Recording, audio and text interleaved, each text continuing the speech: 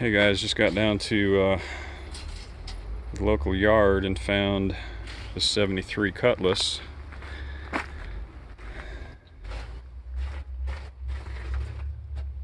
It appears to be,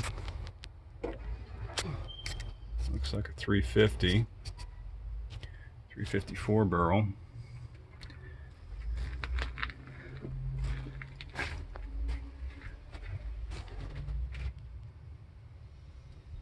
Looking at the routing on all this stuff, so I can use that as a guide on my 75 Hurst. But the cool thing about this is it's got a 4-speed, and the pedals and everything's still in here, and it's got the regular buckets instead of the swivel, which I'm not sure were available in the Cutlass in 73. But it's got good door panels.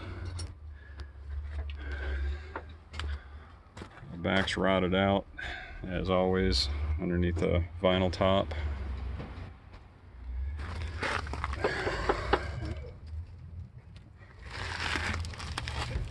10 bolt with